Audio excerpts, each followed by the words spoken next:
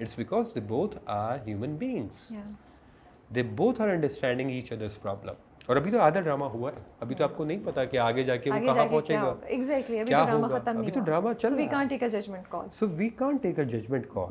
As long as drama अभी तक कुछ irresponsible content नहीं दिखा अब रहा है. अगर ये वाली चीज़ आ रही है कि लोग बोल रहे हैं, ये वाली बात क्रिटिसिज्म आ रही है, तो पॉजिटिव क्रिटिसिज्म राबिया जब चाहे करें आप. मुझसे बैठे, मुझसे सीन पे डिस्कशन करें. Would love to dissect a scene. उसमें उस आदमी ने, अब कल की एपिसोड मैं सीन पे गुफ्तगू करता हूँ, थोड़ी सी ज़रूरी है सीन को समझना, सीन देखना कैसे चाहिए. हमारे यहाँ लोग सीन देखना भी नहीं जानते शायद. मुझे लगता है ये भी भूल रहे हैं हमारे से ऐसा, क्योंकि हम वैसे सीन देखने के आदी नहीं रहे. इतना ज़्यादा टॉक्सिक देख लिया है, इतना ज़्यादा टॉक्सिक देख लिया है हम लोगों ने कि अब हम समझ ही नहीं पा रहे कि क्या हो रहा है. कल एक सीन था जिसमें एनी जाती है अपने बाप के पास और अपनी सौतीली माँ के पास, और वो जाके कहती है और स्टैंड लेती है अपनी बहन के लिए. तो now that's the character development, try to understand Yeah. कि वो अपने वक्त पे जब उससे पूछा गया, जब नुमान भाई ने पूरी खानदान के सामने उससे पूछा कि हाँ भाई तुम क्या चाहती हो, तो उससे बहुत डरी हुई थी उस टाइम. वो नहीं बोल सकी. वो नहीं बोल सकी. उस टाइम कैरेक्टर उस जगह पे नहीं था कि वो स्टैंड ले सकता. अब कैरेक्टर इवॉल्व हो रहा है, वो आगे बढ़ रहा है, वो अपनी ज़िंदगी में एक्सपीरियंसेस ले रहा है, वो ऑब्जर्व कर रहा है, तो अब वो इस जगह पे पहुंच गया कि वो स्टैंड ले रहा है. True. That's how a drama works.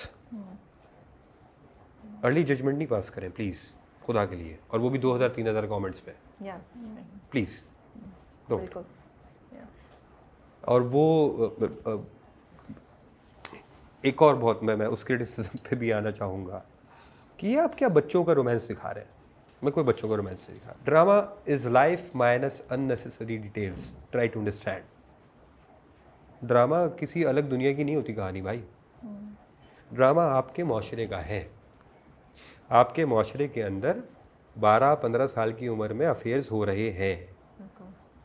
अभी आप सैड रियलिटी समझें, अच्छी बात समझें, ये कंस्ट्रक्टिव बात समझें, या आप इसे नेगेटिव बात समझें, जो भी है वो आपका पर्सनल लेना देना है, मगर जो हो रहा है वो हो रहा है, ये आपको समझना पड़ेगा. वो मैं मिसाल देता हूँ एक कबूतर से. कबूतर की नेचर में ये है कि जब वो बिल्ली को देखती है ना, तो कबूतर आंखें बंद कर लेता है. आंखें बंद करने के बाद उसे एहसास होता है कि मैंने बंद कर लिया, वो मुझे बिल्ली दिख नहीं रही है, तो वो एग्जिस्ट नहीं करती. नहीं, वो एग्जिस्ट करती है. वो आपको खा लेगी. ये कहना कि नहीं जी हमारे बच्चे तो बाहर जाके कुछ नहीं करते, ऐसा आपके बच्चे बहुत कुछ कर रहे हैं. और इसको सुधारने के लिए जब तक आप डंडा मारते रहेंगे, राबी कभी सही नहीं होगा. मैं भी यही हूँ. 40 साल मेरी भी ज़िंदगी हो चुकी है. कम्युनिकेशन. मैंने बहुत कुछ देखा है.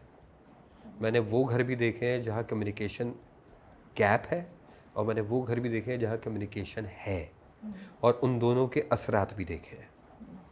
मेरी ही ड्रामे के अंदर एक ऐसी फैमिली भी है जिसमें माँ बैठ के अपनी बेटी से ये गुफ्तगू कर रही है, लिसन दैट कॉन्वर्जेशन, कि बेटा इस उम्र के अंदर ऐसी फीलिंग्स आ जाना नॉर्मल है. वो अपनी बेटी को थप्पड़ नहीं मार रही, नहीं मारे. वो अपनी बेटी को उठा के बाहर नहीं फेंक रही, गाइड कर रही है उसको. वो से कह रही है बेटा नॉर्मल है, बस मैं ये चाहती हूँ कि इससे तुम हर्ट ना हो जाओ. Yeah. आज आसान नहीं है ये वाली चीज़ इतनी मासेस में कि कोई माँ अपनी बेटी से बैठ के उसके अफेयर के बारे में मालूम होने के बाद एक छोटी उम्र में Yeah. True. ये बात करे, और उसका साथ भी दे, और उसको बोले उसका साथ कि भी ठीक दे. है, सही है. उस पे क्योंकि restrictions ये ना लगाए. एज बड़ी बारीक एज होती है, बहुत नाजुक एज होती है. इसमें आप डेवलप हो रहे होते हैं. ये जो टीन एज है ना, ये आपकी शख्सियत बना रही होती है. इसमें आप गुड एंड ईवल की जंग समझ रहे होते हैं. आप लाइफ बनाने की कोशिश कर रहे होते हैं. तो इन्हीं में जो उसूल बन जाते हैं ना इस एज में, जो पिलर्स खड़े हो जाते हैं, उसी पिलर पे आपकी आने वाली ज़िंदगी चलती है. आपने पिलर पे ज़रा सा गलत हथौड़ा मार दिया ना, तो गलत क्या सब. तो गलत हो जाए. तो वो अगर मैं ये दिखा रहा हूँ, या ड्रामे के अंदर ऐसा है कि वो एक यंग लड़का पसंद करता है या लड़की पसंद करती है, तो this is happening, that's their emotions try to communicate with your kids, please don't criticize the drama.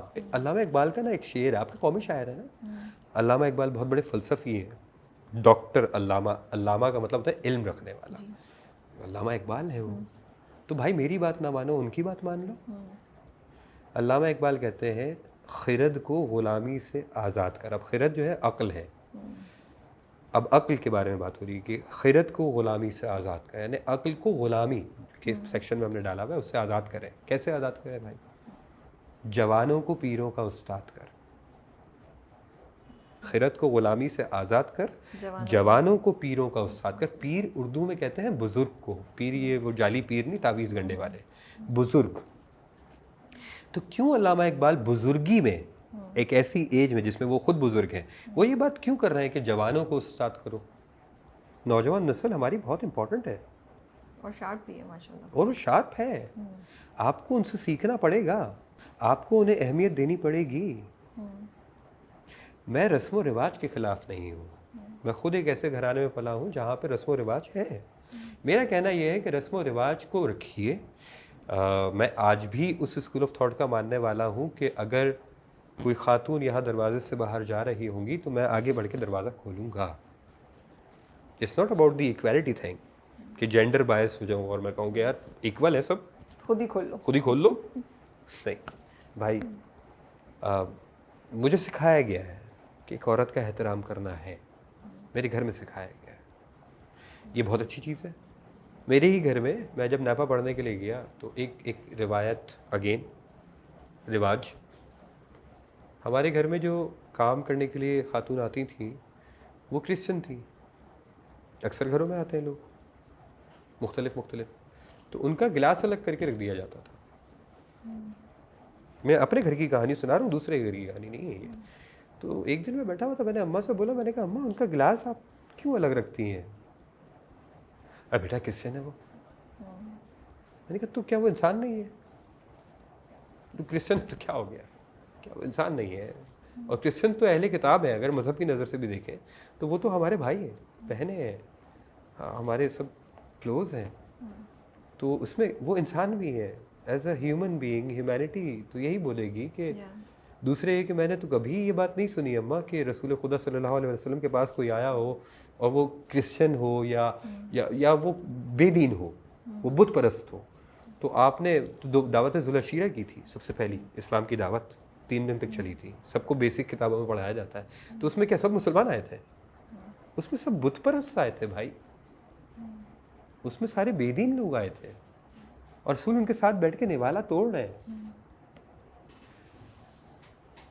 मेरी वालदा ने मुझे गौर से देखा, मैं नापा ज्वाइन कर चुका था। उन्होंने कहा चलो, तो उन्होंने कहा तुम गलत तो नहीं कह रहे।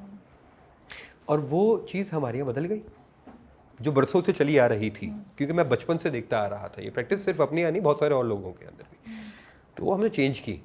मेरा कहना यह है कि रस्म व रिवाज पे पाबंद रहें, अपनी आइडेंटिटी को ना खोएं, लेकिन जो गलत चीज़ें मौजूद हैं उनको भी ख़त्म करें। ये ड्रामा भी वैसे ही है। एक अर्ली मैरिज की अगर नुकसान है जो आपको समझ में आ जाए तो वो प्रैक्टिस ना करें। नहीं, आई होप कि जो भी इंटेंशंस हैं अल्लाह करे मायरी उसको एक थॉट प्रोसेस को चेंज कर सके। Are you reading any more scripts? कुछ और आपने शुरू कर दिया है? हाँ, या अभी ब्रेक लेंगे आप? थोड़ा ब्रेक लेंगे, थोड़ा ब्रेक। ओके, ऑब्वियसली रेडी है, अभी आपके पास से भी मुझे मीटिंग के लिए ही जाना है। यस, चीज़ें तो रेडी है, काम तो करना है, काम तो रुकना